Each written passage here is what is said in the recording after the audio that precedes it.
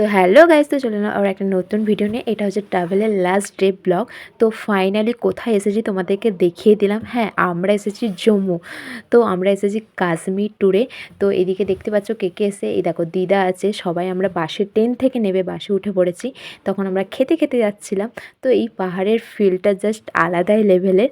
তো দেখতেই পাচ্ছ চারিদিকে শুধু পাহাড় আর পাহাড়। এই পাহাড়ের ফিলটা আলাদা ধরনেরই ফিল। চারদিকে শুধু পাহাড় আর এরকম আঁকা বাঁকা রাস্তা, জাস্ট দারুণ লাগছে এই জিনিসটা। তারপরে আমরা চলে এসেছি, তো এখানে আমাদের ফার্স্ট ডেস্টিনেশন ছিল কাটরা। এখানে আমরা কাটরার হোটেলে চলে এসেছি দেখতে পেলে। তো এদিকে সবাই আস্তে আস্তে নামছে। তো আমি এখান দিয়ে হোটেলে ভিডিওটা করছিলাম বলে মামি ওই জন্য বলছিল। তো জাস্ট তারপরে হোটেলে ফ্রেশ হয়ে জাস্ট ছাদে উঠেছি। জাস্ট ভিউটা দেখো, ভিউটা তো জাস্ট ওয়াও। চারিদিকে যেই দিকেই তাকাচ্ছি শুধু পাহাড়, আর এখানে সামনেই দেখো রকেট।